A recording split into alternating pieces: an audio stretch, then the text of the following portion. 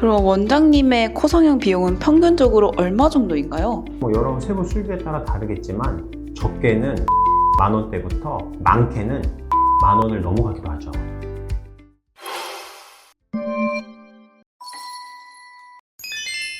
안녕하세요. DI 성형외과 닥터는 코익 정현일 원장입니다. 오늘은 좀 민감한 주제일 수도 있는데요. 많은 분들이 관심 갖고 계시는 코 성형 비용에 대해서 이야기해 보려고 합니다. 성형 관련된 어플이나 카페 같은 데 들어가면 성형 이벤트 비용이 많이 들 거예요. 비용 보면 아주 제각각이죠. 어디는 엄청 싸고 어디는 엄청 비싸고. 아니 똑같은 코 수술인데 대체 뭐가 달라갖고 이렇게 비용의 차이가 많이 나는 건지 잘 모르겠죠. 사실 여기에 숨겨진 업계 비밀들이 관여되고 있습니다. 물론 제 말이 모든 경우에 있어서 다 맞진 않겠지만 대부분의 경우는 맞을 거예요. 제가 대답해 드릴 수 있는 한에서 최대한 말씀드리도록 할 테니까 영상 끝까지 시청해 주세요. 원장님, 그럼 성형 비용을 산정하는 기준이 뭔가요? 일단 가장 중요한 건 수술 시간과 수술 난이도 이렇게 두 가지가 되겠죠. 병원을 운영하는데 기본적으로 비용이 발생합니다. 임대료, 직원 인건비, 그 외에 여러 수많은 비용들이 있죠. 그 비용 이상으로 매출이 발생돼야만 운영이 되니까 병원 운영하는 시간 중에 수술에 소요되는 시간별로 최소로 선정되는 비용이 있겠죠. 우선은 그게 최저 기준이 됩니다. 그리고 술기를 숙련하고 습득하는 데 수많은 노력과 시간이 필요하다면 그만큼 수술비에 추가적인 금액이 발생하겠죠. 그래서 재수술의 경우 비용이 좀 더 올라가게 되죠.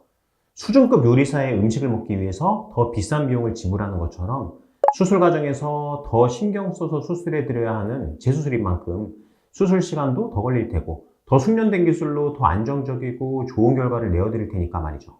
그리고 수술 시간의 관점에서 세부 술기류들에 대해서 추가 비용이 산정되기도 합니다.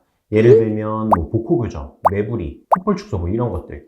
이런 세부 술기를 하는데 시간이 더 소요되니까 그만큼 비용이 더 발생하겠죠. 그리고 코에선 재료 확보를 위해서 추가되는 술기나 재료들이 있겠죠. 저는 따로 인공재료를 쓰지 않아서 그런 재료에 대한 비용이 없긴 하지만 기증내용과 같은 재료를 쓰시는 분들은 따로 재료 비용이 발생하겠죠. 그리고 저희 같은 경우는 늑연골 수술 같이 추가적인 재료를 채취하는 경우에 재료 채취를 위한 수술에 대한 비용이 추가로 발생하게 됩니다. 그럼 혹시 남자 코 성형이랑 여자 코 성형이랑 비용 차이가 있나요? 아니요, 동일합니다. 수술 역시도 큰 차이는 없고 수술 목표만 조금 다를 뿐입니다. 근데 사실상 저는 남자 코 성형에 비용을 좀 더 받고 싶은 마음은 있긴 있어요. 왜냐? 남자분들은 좀 더 높고 오똑한 느낌을 좋아하시기 때문에 그런 결과를 내기 위해서 자연스러운 코를 만드는 것보다 좀 더 시간과 노력이 필요하거든요. 반대로 수술 조건이 너무 좋은 여성분이 가벼운 목표치를 설정해서 수술하신다면 저 같은 경우 진짜 한 3, 40분이면 수술 끝나거든요. 그러면 수술 비용도 낮아지겠네요? 그래드리면 좋은데 사실은 여러 가지 재료나 이런 인건비 같은 게 산정이 돼서 그게 뜻대로 잘 안 되죠. 원칙대로 뭐 꼼꼼하게 다 해드리고도 수술이 일찍 끝나니까 저도 비슷한 이유 때문에 사실 환자분한테 조금 미안한 마음이 들기도 해요. 근데 환자분한테 사실 이게 장점이에요. 수술 시간도 단축되고 부작용도 줄고 약물도 덜 들어가고 그러니까 환자분 다 좋은 거거든요. 그럼 병원 선택 시 가격적인 부분은 몇 번째로 고려해 봐야 될까요? 저는 이렇게 말씀드려요. 첫 번째, 정직하게 원칙대로 운영하는 병원. 그 병원을 열심히 찾아보시고, 두 번째, 만약에 비용이 부족하면 수술을 미루고 그동안 추가 비용을 마련해서라도 좋은 병원에서 수술 받으시라고 말씀을 드립니다. 비용이 기준이 되면 저렴한 비용을 위해서 의사든 환자든 꼭 필요한 술기를 하지 않고 수술이 진행이 되다 보니까 결과적으로 나중에 불만족으로 이어지고 추가 비용을 또다시 들여갖고 재수술하게 된단 말이죠. 비용을 줄이는 게 절약하는 게 아니라 어쩌면 2배로 돈이 드는 일이 될 수도 있습니다. 사실 뭐 오늘 주제와 관련이 없는 얘기긴 하지만 정말 이해 안 가는 거 좀 있어요. 어떤 분은 친근하고 유머러스한 원장님, 그리고 잘생긴 원장님, 뭐 이런 게 기준인 분들도 계시더라고요. 아니, 그 수술하는 게 친구나 뭐 애인 사귀는 것도 아닌데 왜 그런 게 병원 선택의 기준인지 잘 모르겠어요. 여하튼 솔직하고 정직하게 운영하는 병원, 그리고 수술 잘하는 원장, 이 두 가지가 가장 중요하지 않나 싶습니다. 그럼 원장님의 코 성형 비용은 평균적으로 얼마 정도인가요? 저희의 경우에는 환자분 술전 상태와 뭐 여러 세부 술비에 따라 다르겠지만 적게는 10,000원대부터 많게는 10,000원을 넘어가기도 하죠. 대략적으로 저렴한 덤핑 병원, 봉직으로 운영되거나 경력이 얼마 안 되는 원장님들의 병원보다는 좀 비싸게 느껴질 거고요. 나는 뭐 수술의 대가다, 이런 브랜딩을 표방하는 병원보다는 조금 저렴하게 느껴질 겁니다. 그럼 저도 뭐 코수술 대가라면서 왜 그런 병원보다 저렴하게 받냐?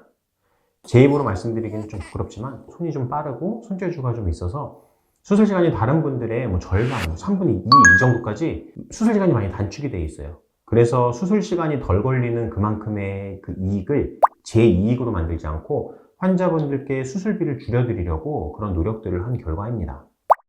그러면 코 성형 비용이 저렴한 곳들도 많던데 왜 그러는 거예요? 다 마케팅이죠. 강남, 압구정 뭐 이런 성형으로 유명한 동네에 여러 명의 봉지기 원장님들을 거느린 병원들 보면 진짜로 그렇게 저렴한 경우도 있어요. 근데 그건 신입 원장님이나 신규 개원한 원장님의 브랜딩이 안 됐기 때문에 수술 케이스를 초반에 막 늘려야 하거든요. 그런 경우에 그렇게 저렴한 이벤트를 열기도 하죠. 그래서 진짜 잘하는 원장님께 수술 받기는 좀 힘든 점이 있어요. 그게 아니면 의사, 직원 전부 채워가지고 이렇게 보기 좋게 크게 운영을 하고 있는데 드린 운영비만큼 환자가 잘 안 오는 거예요.